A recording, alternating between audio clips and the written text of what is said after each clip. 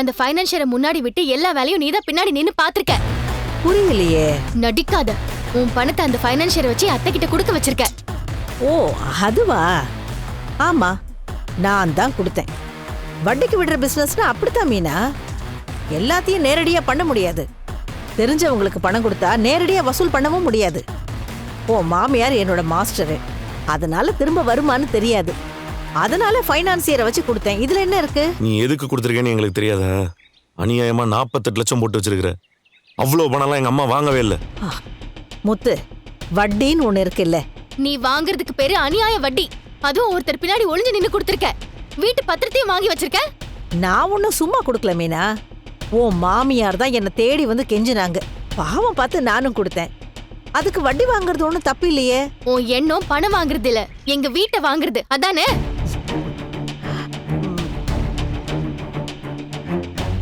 உறவாடி கெடுக்கிறதுன்னு சொல்லுவாங்க. அந்த மாதிரி எங்க அம்மாவோட ஃப்ரெண்டா பழகி அவங்களுக்கே துரோகம் பண்ணிருக்கல நீ. முத்து, ஃப்ரெண்டா இருக்கிறது வேற, தொழில் முறை வேற. சரி, இப்போ உனக்கு என்ன வேணும் சொல்லு. நீ கொடுத்த பணத்தை வட்டியோட நாங்க 2 பேரும் சீக்கிரமா செட்டில் பண்றோம். முதல்ல வீட்டுக்கு சீல் வச்சதை எடுக்க சொல்லு. முத்து, அது கோர்ட்ல சொன்ன முடிவு. அதுக்கு நான் என்ன செய்ய முடியும்? ஜப்தி பண்ண சொன்னதே நீதானே. நீ சொன்ன அதை கேன்சல் பண்ணுவாங்க. பண்ணுவாங்க தான். ஆனா அதனால எனக்கு என்ன லாபம்? உன் பணம் உனக்கு சீக்கிரம் வரும். என் குடும்பம் திரும்ப அந்த வீட்டுக்கு போகணும். மீனா, பணத்தை எப்படி நீங்க கொடுத்துதான் ஆகணும், வேற வழி இல்லையே. ஏன்னா வீடு போயிடுமே. ஆனா அந்த சீல் வச்சதை எடுக்க எனக்கு பணம் மட்டும் வந்தா பத்தாது. வேற என்ன செய்யணும்? என்ன சொன்னாலும் செய்வியா? முதல்ல சொல்லு. உன் குடும்பம் மறுபடியும் அந்த வீட்டுக்குள்ள போகணும்னா நீ என்ன வேணாலும் செய்வேல்ல. நான் என்ன செய்யணும்னு சொல்லு. சரி, நீ இவ்வளவு தூரம் இறங்கி வந்து கேக்குற, நானும் இறங்கி வரேன். பெருசா எனக்கு ஒண்ணும் செய்ய வேண்டாம் மீனா. என்ன தோக்கடிச்சு நீ உட்கார்ந்து இருக்கிறியே ஒரு தலைவர் பதவி, அத நீ ராஜினாமா செய்யணும்.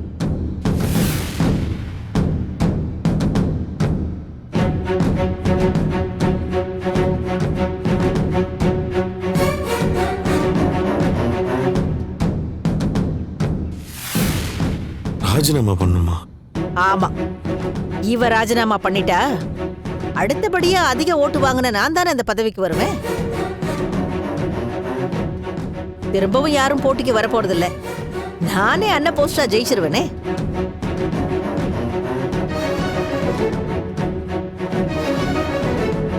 நீ பதவியை ராஜினாமா பண்ண அடுத்த நிமிஷம் உன் வீட்டுக்கு வச்ச சீலை நான் எடுத்துருவேன். என்ன சொல்ற மீனா? இப்ப புரியுதா இந்த அம்மாவோட சூழ்ச்சி எதுக்குன்னு? உன் பதவியில தான் அது கண்ணு.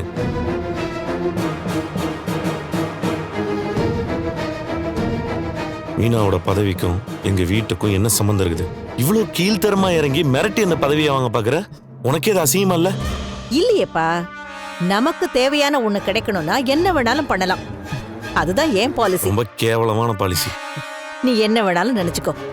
அந்த பதவியில நான் இல்லாதப்ப கூட ஏன் அதிகாரம் தான் அங்க நடந்துகிட்டு இருந்துச்சு. எப்ப அது இவகிட்ட போச்சோ என்னோட மரியாதை, கௌரவம் எல்லாம் போச்சு. அன்னையில இருந்து எனக்கு தூக்கமும் போச்சு. எப்படி இருக்கும்? நல்ல மனசு இருக்கிறவங்களா இருந்தா படுத்தா உடனே தூக்கம் வந்துடும்.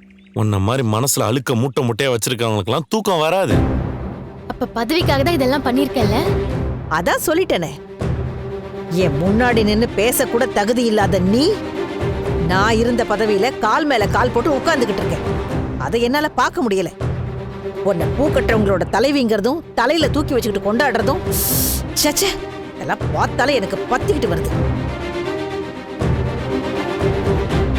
மீனா, உனக்கு 2 ஆப்ஷன் தான். உனக்கு அந்த பதவி வேணுமா, இல்ல உன் மாமனார் கோவிலா நினைக்கிற அந்த வீடு வேணுமா? நீயே முடிவு பண்ணிக்கோ.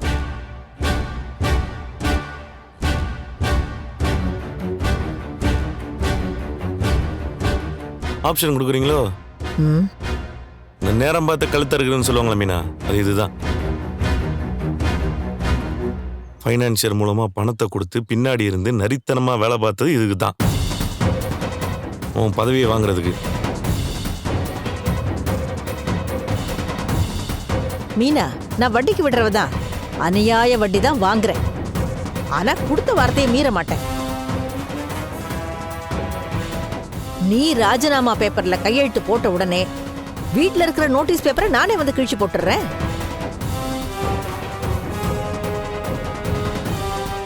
நீ ஒரு ஆணியையும் கழட்ட வேணாம் மீனா. இந்த பொம்பளை எல்லாம் நியாயம் கேட்க நினைச்சதே நம்ம தப்பு தான். இதுக்கு மேல இங்க நிக்கிறதே வேஸ்ட். இது எப்படி டீல் பண்ண எனக்கு தெரியும். நீ வா.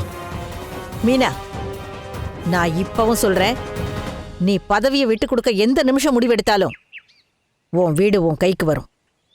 நல்லா யோசிச்சுக்கோ. மீனா, நீ அதை விடு. வா.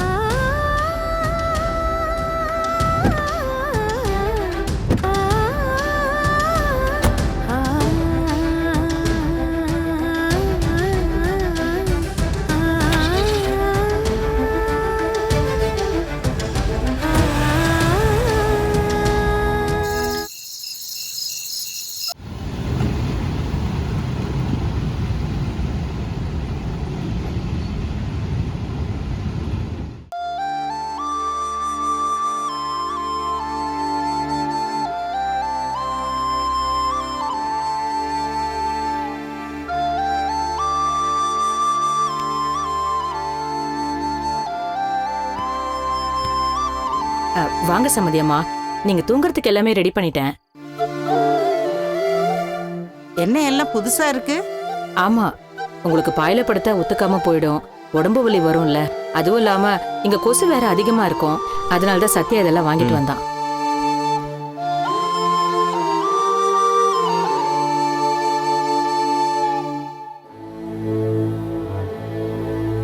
இப்படி கொசுவலை கட்டி இருக்கிறதுக்கு ஒரு ஏசி வாங்கி மாட்டிருக்கலாம்.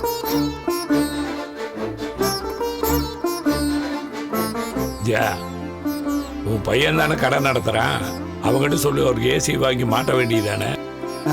அது நானே எப்படா இங்கேருந்து போகலான்னு இருக்கேன். கொஞ்ச நாள் தான் இருக்க போகிறேன்.